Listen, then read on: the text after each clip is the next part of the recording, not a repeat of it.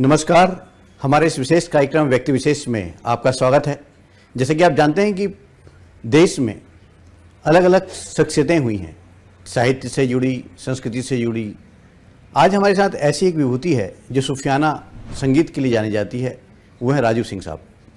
मध्य प्रदेश में सूफियाना संगीत का एक अलग इतिहास रहा है और आज जबकि देख रहे हैं कि पाश्चात्य संस्कृति लगातार हावी होती जा रही है, रॉक म्यूजिक चल रहा है, ऐसे में सूफियाना संगीत किस ढंग से जीवित रहेगा और उसकी क्या चुनौतियां हैं, इन सब बातों पर चर्चा करने के लिए हमारे साथ हैं राजू सिंह साहब। सर्वप्रथम आपका स्वागत है। ये बताएं कि किस ढंग से देखते हैं आप सूफियाना संगीत को और क्या भविष्य दिखाई देता है इस पे? सूफी संगीत जो है ना, वो एकदम अचानक से गाई हुई गायकी कभी नहीं बन सकती। जैसा आपने बताया कि अभी वो पूरे देश में आधुनिकता ने क्या करा है कि हमारा जो सूफी का जो एक वो था, एक चाल थी उसकी, उसमें आधुनिकता मिक्स होके चीखना चिल्लाना बहुत ज्यादा हो गया।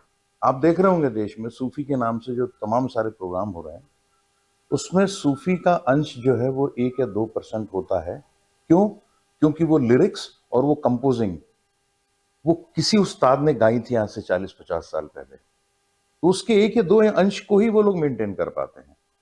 हम लोग क्या कर रहे हैं कि हमारे हमारे तो समूह का नाम भी है विरासत, द सोल ऑफ सूफीज्म।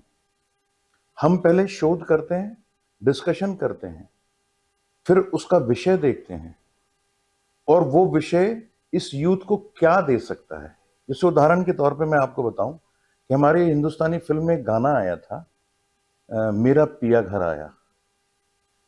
वो फिल्म में हमको तब समझ में आया कि कौन मूर्ख डायरेक्टर था जिसने उसने इस तरीके से इसको, ये इतनी नायाब चीज है बुल्ले शाह की, मेरा पिया घर आया, नायाब चीज है और देश में कोई नहीं गाता, हम लोग गाते हैं उसकी मौलिकता के साथ, जो मौलिकता में उसको आज से 50-60 साल पहले गाया गया था, उसकी कोशिश करते हैं हम लोग। तो युवा पीढ़ी को बताने के लिए कि सूफी में मतलब कबीर, मीरा, बुल्ले शाह, अमीर खुसरो, बाबा फरीद, नज़ीर अकबराबादी, आपके नवाब सादिक जंग बहादुर, हाजी मोहम्मद, 400 साल पहले अफगानिस्तान में, ये बहुत अच्छा एक मैं आपको वाकया बता रहा हूँ कि 400 साल पहले अफगानिस्तान में एक मौलाना हाजी हैं जो कृष्णमय हो गए थे, तो उन्होंने फारसी में गीत लिखा वो, और 1920 में डॉक्टर परवेज हैं जो अलगाव होने के बाद वो पड़ोसी मुल्क में चले गए थे, अभी 12 में उनकी डेथ हुई, उन्होंने उसका ट्रांसलेशन किया था। कृष्ण का इतना सुंदर गीत, उसको हम लोग गाते हैं। उसको ये बताने की जरूरत है, जो दर्शक भी है और एक शैक्षणिक सत्र की तरह, कि आप देखिए कि कृष्ण का विस्तार जो है वो जातिगत था ही नहीं, वो नक्शों में नहीं था कि अकेले हिंदुस्तान के दायरे में कृष्ण की भक्ति होती थी। मैंने अभी बात कर रहा था मैं कि नवाब सादिक जंग बहादुर नवाब खानदान के 5 भाइयों में से एक भाई थे, वो कृष्णमय हो गए थे। उनका उस समय पे कृष्णमय होना वो एक कैरेक्टर, क्योंकि कृष्ण हमारे अपने सनातन में और हिंदू में बहुत बड़े चरित्र हैं, तो लोग उस तरफ आकर्षित क्यों हुए और उन्होंने सूफी ढंग से उनको पिरोया, किसी ने अरबी में, किसी ने फारसी में, किसी ने उर्दू में। हम लोग फिर उसको गाने की कोशिश करते हैं। मीरा, कबीर, कबीर का नाम लेते हैं, आप देखिए दर्शक कितना, कबीर के नाम से कोई नहीं आता साहब, आप बुला लीजिए, मीरा के नाम से कोई नहीं आएगा। आप जैसे ही जोड़ेंगे उसमें कि कबीर की प्रस्तुति सूफी गायन में, दर्शक आ जाएगा। इसका मतलब है कि सूफी का महत्व जो है वो इतना ज्यादा है, बस लोगों को अध्ययन नहीं है उसका। उसका मतलब जैसे हम तो शोध करते हैं ना, मैंने आपको बताया ऐसे नाम लोगों ने सुने नहीं है। फिर अमीर खुसरो के छाप तिलक तक ही सीमित थे क्या? अरे उन्होंने ऐसी ऐसी नायाब चीजें लिखी हैं, लोगों को मालूम ही नहीं है, मालूम ही नहीं है। उन्होंने अभी बड़ी पिक्चर आई है एक लीला भंसाली जी की, नाम भूल रहा हूं उसका, उसमें एक गाना है फूल रही सरसों। वो हमारे देश के बसंत ऋतु में आए हुए फूल जो हैं, वो फूल लोग जो हैं मंदिरों में चढ़ाते हैं, मस्जिदों में चढ़ाते हैं, औलिया के दरबार में चढ़ाते हैं उसमें। लेकिन उसका जो मूल कृति है, हम लोग मूल गाते हैं। जैसे संजय जी की फिल्म में वो क्योंकि फिल्म है तो बहुत बैकग्राउंड म्यूजिक और बहुत सारा कुछ होता है, लेकिन उसका जो ठेठ है वो हम लोग गाते हैं। अगर आपकी इजाजत हो तो मैं थोड़ा सा गा के बताता हूं आपको कि ये फिल्म का हिस्सा नहीं है, ये ठेठ गायकी, इसको भी करीब 55-60 साल पहले पंजाब प्रांत में गाया गया था। फिर हम लोग उसको वहां से चुन के लेकर आए, हम लोग गाते हैं। अमीर खुसरो का कलाम है। खुसरो दरिया प्रेम का उल्टी बाकी धार, जो तेरा सो डूब गया, जो डूबा सो पार। ये फिल्म में नहीं है। फिर वो शुरू होता है, फूल रही सरसों सकल बना, फूल रही सरसों सकल बना। इस तरीके से उसका डिवाइडेशन है। फिल्म में बहुत आधुनिक हो गया। तो जब भी कोई चीज परंपराओं से आने वाली चीज वो आधुनिकता में ले जाते हैं तो उसकी जो पौराणिक सुगंध है वो खत्म हो जाती है। तो क्या लगता है आपको कि जो कहीं ना कहीं फिल्म भी जो है इफेक्ट कर रही हैं इन सब? क्यों नहीं, अब तो देखिए ना, आप गायकों को देखिएगा, आप फिल्मों में देखिएगा, कोई ना कोई एक ऐसा नंबर होता है जो हमारी स्मृतियों में, जैसे मैं जब स्कूल में था, मैं शिक्षा परिवार से हूं, मेरे घर में संगीत का कोई वो नहीं है। तो उस समय जो हम लोगों ने गाने सुने थे या मैं गाता भी था, और अब वो रिफ्लेक्शन ऐसा आ गया है कि पिक्चरों में भी आने लगे हैं, लोग मंचों पे गाने लगे हैं, बहुत बड़ा बदलाव हुआ है संगीत में। बस सबसे बड़ा जो नुकसान है कि जैसे हमारे मध्य प्रदेश में ग्वालियर घराना है, मैयर घराना है, नरसिंहगढ़, जबलपुर, अब चूंकि छत्तीसगढ़ अलग हो गया, नहीं तो खैरागढ़, राजगढ़, इन घरानों में हमारे मध्य प्रदेश शासन ने यहाँ पे महाविद्यालय बनाए हुए हैं संगीत के, बड़े बड़े विद्यालय हैं, और उसमें तमाम सारे लड़के और लड़कियां जो हैं वो पढ़ते हैं, पूरी तालीम लेते हैं। मध्य प्रदेश की जो भौगोलिक स्थिति है, उस भौगोलिक स्थिति में देश ही नहीं, एशिया का एकमात्र ऐसा राज्य है कि जिसको सबसे ज्यादा कुदरत की परंपरा मिली हुई है।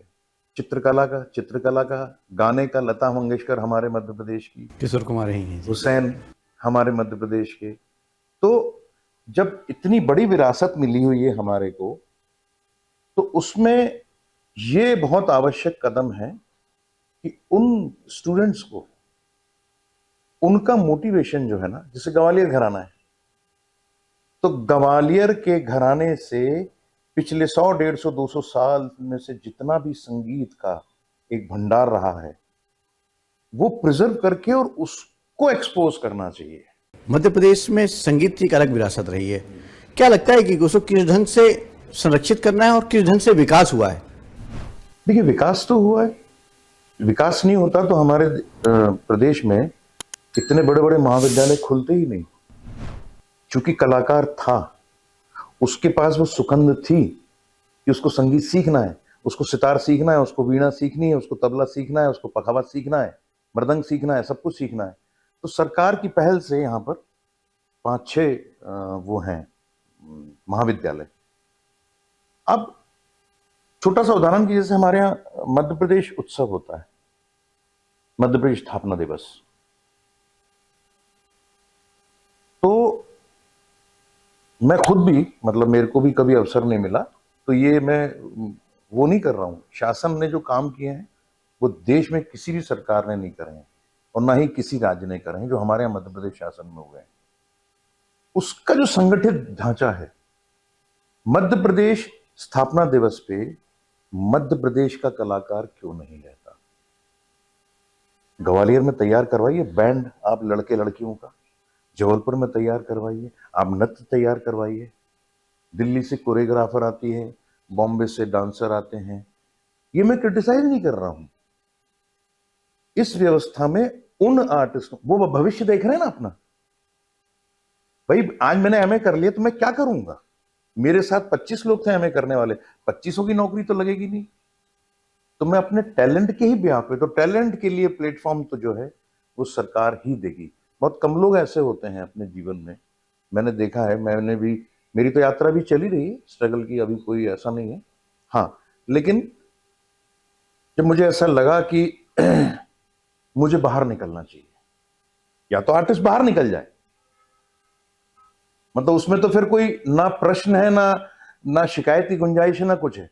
बाहर निकल जाए, अपना स्ट्रगल करे, वो उसका स्वयं का चयन है। लेकिन अगर एक बहुत टैलेंटेड, जिसकी अपनी अर्थव्यवस्था भी ऐसी नहीं है कि वो मुंबई में जाके या दिल्ली में जाके स्ट्रगल करे, तो उसमें इस तरीके का एक संगठित ढांचा बनना चाहिए कि जितने बड़े आयोजन, उन आयोजनों में वो आर्थिक लाभ भी मध्य प्रदेश के कलाकारों को मिले, और मध्य प्रदेश का कलाकार जानने लगे कि साहब ये, वो नहीं जाएगा बॉम्बे, मैं बता रहा हूं आपको। लेकिन राजीव जी, कहावत तो शुरू से चले आ रही, घर का जोगी जोगड़ा आन गांव को पूज।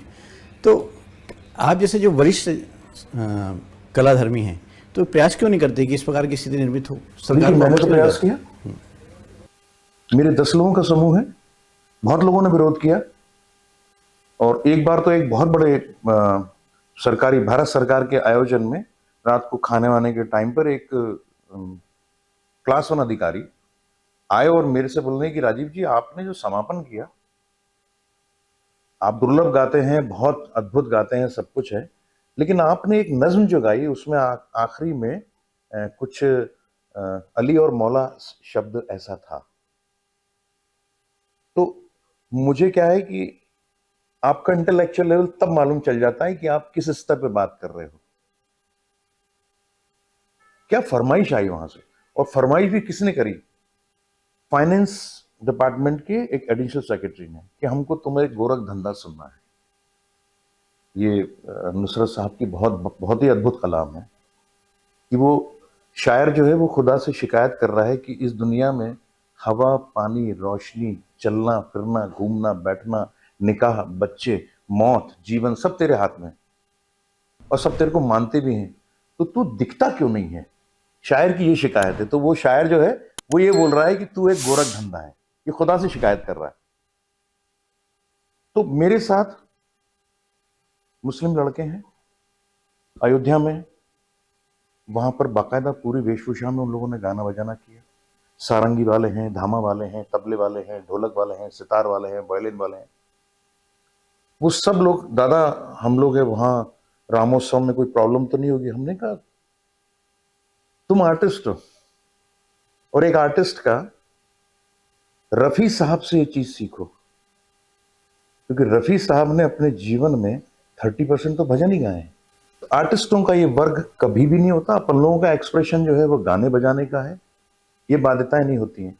आज उनको बाहर ले जाने से क्या हुआ कि जैसे मेरे साथ में एक वो सारंगी बजाते हैं, तो अभी मुंबई में एक बहुत बड़ा फेस्टिवल हुआ था, उसमें हरिहरन के साथ बजाने के लिए ठेठ, मतलब वो ग्वालियर घराने से, उनके दादा को पद्मश्री मिला है, उस्ताद लतीफ खान साहब को।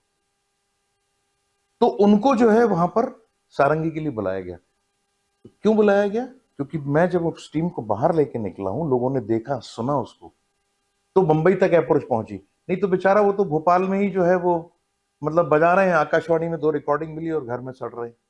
उन लोगों के अंदर उत्साह है, दादा कब प्रोग्राम है, कहाँ चलना है? मैंने कहा देखो अप्रैल में एक गोवा में है, एक जोधपुर में है, और जून में शायद कोलंबो जाएंगे अपन लोग रामोत्सव में। ऐसा सब प्रस्तावित हैं अभी। अच्छा, सूफियाना को लेकर के एक बात, जैसे कि आपने कहा कि वर्ग विशेष का कंट्रोल और उसमें वर्चस्व, ऐसी बात कही जाती है, इसको किस ढंग से देखते हैं आप? इसमें अन्यथा मत लीजिएगा बात को। सूफी जो हम लोग जो मानते हैं वो हमारे पंजाब प्रांत से आता है। तो पंजाब प्रांत आधा पड़ोसी मुल्क के पास है, आधा हमारे पास है। जैसे जैसे कालखंड के अनुसार ये विधा जिन जिन लोगों के हाथों में गई, कुछ लोगों ने प्रिजर्व कर ली, कुछ लोगों ने आधुनिक कर ली। इवन पंजाब में जो सूफी संगीत होता था वो भी नष्ट होता जा रहा है धीरे धीरे। क्यों? क्योंकि वहां का जितना भी आर्टिस्ट है ना, वो शुरू में तो उसी राह को पकड़ते हैं और उसके बाद वो पूरा पूरा आधुनिक कर देते हैं। मैं सब बड़े बड़े लोग हैं, उन लोगों को पद्मश्री और पद्म भूषण मिला है, कोई किसी की मैं वो क्रिटिसाइज नहीं कर रहा हूं, लेकिन आज कोई मुझसे बोले कि राजीव हम तुम्हारे को ना 15 करोड़ का पेवर ब्लॉक का ठेका दे रहे हैं, तुम करोगे क्या? तो मैं उनको बोलूंगा कि नहीं साहब, मैं ये नहीं करूंगा। इवन मुझसे कोई अगर ये बोले कि आप वो नवरात्रि में जागरण गाओगे क्या, मैं मना कर दूंगा। क्यों? क्योंकि वो मेरा जोन नहीं है, वो मेरा जोन नहीं है। तो सूफी को गाने वाले जो लोग थे और अभी हैं, वो एक विशेष समुदाय से इसीलिए हैं क्योंकि उनके यहाँ के बुजुर्गों ने उस तालीम को अपनी जनरेशन को बताया। हमारे यहाँ एक कहावत है ना कि वो उस्ताद जो है वो अपना आखिरी दाव जो है वो किसी को नहीं बताता। ये बुनियादी फर्क है। इसीलिए आज देख लीजिए आप, मैं क्या पूरा देश पूरा विश्व इस चीज को देख रहा है, सुन रहा है कि हमारे ही देश में कम से कम 3 से लेकर 3.5 लाख कलाकार जो लोग सूफी कलाम गाते हैं, वो 80 से लेकर 90% जो है वो नुसरत साहब के और राहत फतेह अली के गाते हैं। हेमंत कुमार के क्यों नहीं गा रहे? किशोर के क्यों नहीं गा रहे? तो सूफी जो है बुनियादी रूप से वो इबादत का हिस्सा है। और कोई, मैं तो कम से कम दम से बोलता हूं कि किसी भी समुदाय का इसके ऊपर अधिकार नहीं है। जिन लोगों ने प्रिजर्व किया उनको सैल्यूट है, जिन लोगों ने प्रिजर्व नहीं किया वो लोग, उनको बहुत जल्दी करोड़पति बनना था तो कनाडा में और पता नहीं कहां कहां पे कॉन्सर्ट करके वो सब, तो वो आधुनिक, उसको सूफी नहीं बोला जाता। खारिज करता हूं बुनियादी रूप से उसको। तो राजीव जी, ये बताइए कि आपने बताया जब साक्षात्कार प्रारंभ हुआ था उस समय आपने कहा कि मेरा परिवार जो है शिक्षा जगत से जुड़ा हुआ हाँ। है, तो अचानक सूफियाना की तरफ आपका आकर्षण कैसे देखिए, हुआ? मेरा बेसिकली बैकग्राउंड जो है वो थिएटर से, और मैं रंगमंडल भारत भवन में भी कलाकार के पद पे रहा मैं। और फिर 2001 में, हाँ नहीं 2099 में दिग्विजय सिंह जी की सरकार ने हम कलाकारों को सड़क पे फेंक दिया था। शादियां हो चुकी थी, छोटी सी बच्ची थी। बेसिकली मैं थिएटर से हूँ और थिएटर में भी रहते हुए मैं खुशनसीब हूँ कि मैंने जिन डायरेक्टर के साथ काम किया है, ये जनरेशन अब जीवन में कभी कल्पना नहीं कर सकती। वी कानंद मेरे उस्ताद थे, मेरे को फेलोशिप मिली उनसे। हबीब तनवीर मेरे उस्ताद थे, मैं उनके साथ देश विदेशों में गया। जितने रतन थ्याम, पणिक्कर, नीलम मानसिंह चौधरी, जितने बड़े नाम हैं देश के विदेशों के, जा रासीन, जा लवांदो, जॉन मार्टिन, बैरी जॉन, इन लोगों के साथ इनके नाटकों में काम किया। थिएटर से आया। गाना मेरा पक्ष था, गाना मेरे को वो बाय बर्थ है। मेरे यहाँ कोई शास्त्री और वो नहीं है, मैं कोई घराने से नहीं हूँ, लेकिन इंस्टिंक्ट्स थे थिएटर से लेके। तो थिएटर में गाते गाते क्या हुआ कि मेरी वॉइस जो है वो इतनी ज्यादा हो गई, मतलब इतनी लाउड हो गई कि मैं देश में जो है एक रंगमंच में गाने वाला एकमात्र व्यक्ति देखने लगा सब जगह। तो बड़े बड़े संस्थान बुलाने लगे मेरे को। राष्ट्रीय नाट्य विद्यालय ने भी 2019 में बुलाया था म्यूजिक डायरेक्ट करने के लिए। देश के बड़े सभी संस्थान में मैं म्यूजिक के, थिएटर म्यूजिक के बारे में बोलने भी जाता हूँ और म्यूजिक करने भी जाता हूँ। कोरोना काल के पहले, चूंकि मेरी एक ही बेटी है तो वो पढ़ने बाहर चली गई थी, तो वो जो एक स्पेस क्रिएट हुआ था बेटी के ना होने की वजह से, तो मैं 6-7 महीने घर से नहीं निकला था। तो नज़ीर अकबर आबादी जो है वो मेरे सबसे पसंदीदा, मतलब मैं उनकी बहुत सारी नज़में गाता हूँ। आदमी नामा तो मेरी देश में लोग जानते हैं, विदेशों में भी जानते हैं। मैं उसको करीब 20-22 साल से गा रहा हूँ। पहले मैं हबीब साहब के साथ गाता था उसको, उनका एक नाटक था आगरा बाजार। उसके बाद फिर मैंने उसकी धुन बनाई और मैंने गाया। तो क्या वो सुना सकते हैं हमारे दर्शकों को? जरूर। वो बहुत मशहूर, उसका जो टाइटल है वो आदमी नामा है और शब्द जो है उसके बहुत खूबसूरत है। दुनिया में बादशाह है सो है वो भी आदमी, और मुफलिसो गदा है सो है वो भी आदमी, जरदार बेनवा है सो है वो भी आदमी, नेमत जो खा रहा है सो है वो भी आदमी, टुकड़े जो मांगता है सो है वो भी आदमी, आदमी आदमी आदमी आदमी आदमी। तो उनके बहुत, एक उनका जो इस्म है, ये करीब मेरे को अभी तक अपने जीवन में शायद 3 या 4 बार ही इसको पूरी सुनाने का अवसर मिला है, क्योंकि ये अकेली नज्म जो है वो 1.25 घंटे की अकेली नज्म। इसका सबसे मुख्य जो वो है, एक अंतरा है, वो मैं बताता हूं आपको। मरने में आदमी ही कफन करते हैं तैयार, नहला धुला उठाते हैं कांधे पे कर सवार, कलमा भी पढ़ते जाते हैं रोते हैं जार जार, और आदमी ही करते हैं मुर्दे का कारोबार, और वो जो मर गया है सो है वो भी आदमी, आदमी आदमी आदमी आदमी आदमी। राजीव जी, बहुत शानदार आपने ये पंक्तियाँ सुनाई। ये बताइए कि अंत में आप बताएं कि जो आने वाली जो पीढ़ी है उसको क्या संदेश देना चाहेंगे और सूफियाना का भविष्य क्या देखते हैं आप? देखिए, अब तो है सूफियाना का, अब भविष्य है, लेकिन उस सूफियाना का भविष्य होना चाहिए जो वास्तव में सूफियाना, जैसे मैंने आपको संजय लीला भंसाली जी की फिल्म का उदाहरण बताया, कि उस मौलिकता का, सर हम लोग वो भी गाते हैं, ये गुरुद्वारे में जो गुरुवाणियां होती हैं और शब्द होते हैं, कीर्तन होते हैं, वो हम इसीलिए गाते हैं क्योंकि उसकी मौलिकता कभी खत्म नहीं होती।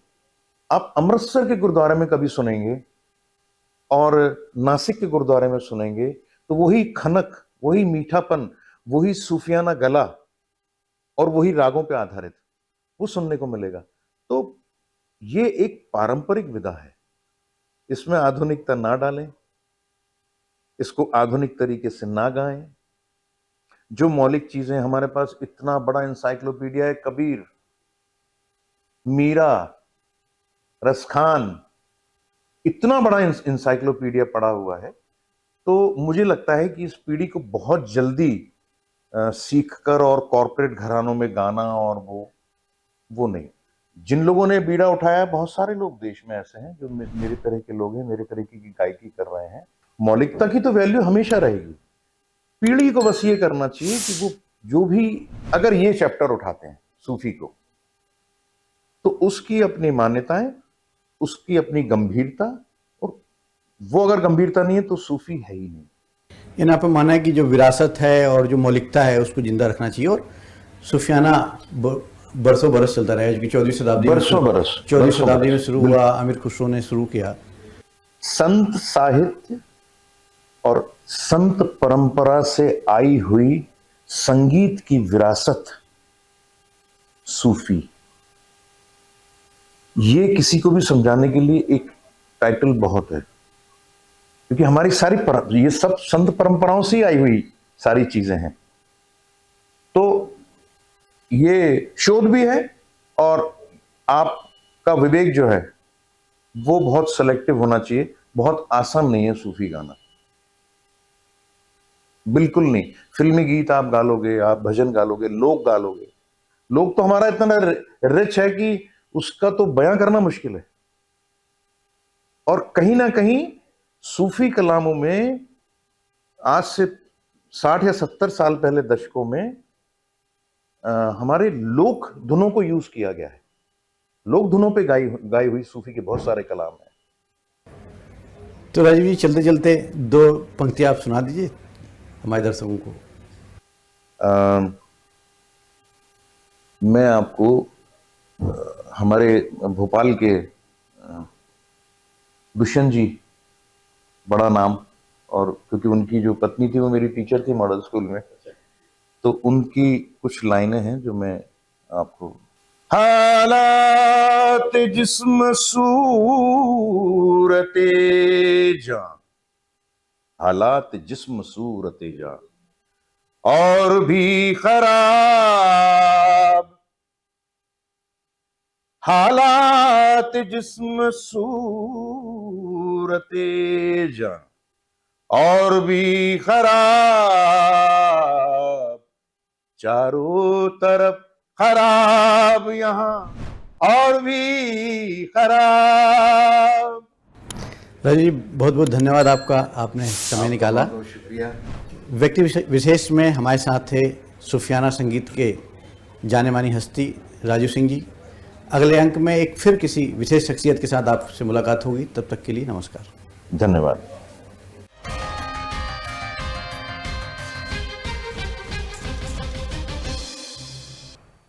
ऐसे ही वीडियोस के लिए लाइक करें, शेयर करें, फॉलो करें। YouTube पर जाकर सब्सक्राइब कर बेल आइकन दबाना ना भूलें और ताजा अपडेट्स के लिए swedeshlive.com पर जरूर जाएं।